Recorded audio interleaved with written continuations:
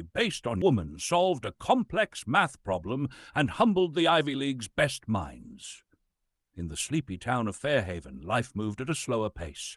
People knew each other by name, and ambition was often measured by the size of your farm or the success of your family business.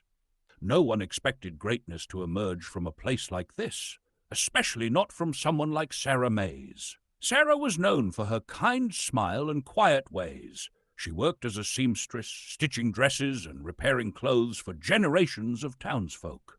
To most, she was just sweet Sarah, the woman who never raised her voice and always offered a slice of pie to visitors.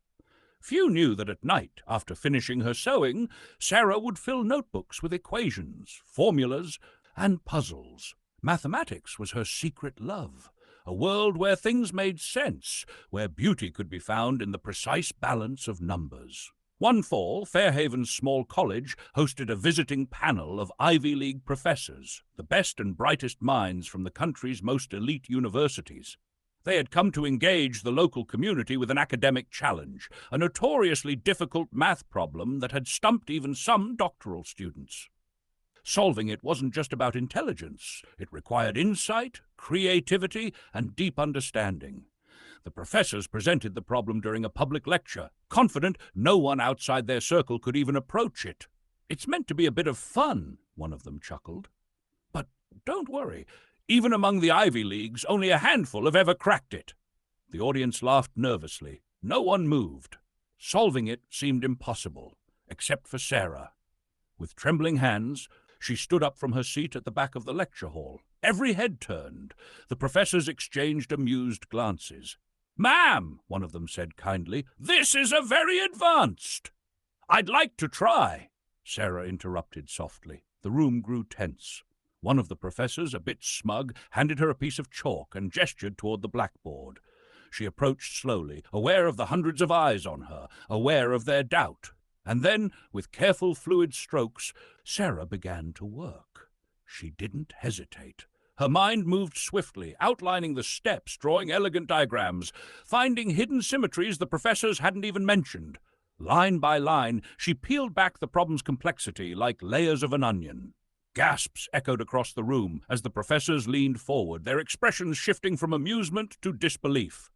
20 minutes later, she placed the chalk down and stepped back. Silence.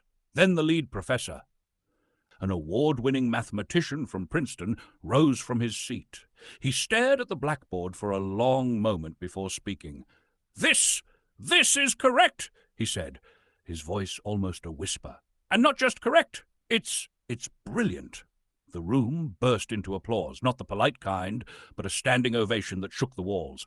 Sarah blushed deeply, murmured a thank you, and tried to slip away quietly, but the world wouldn't let her stay hidden any longer. Within weeks, Sarah's story went viral. Media outlets called her the seamstress genius.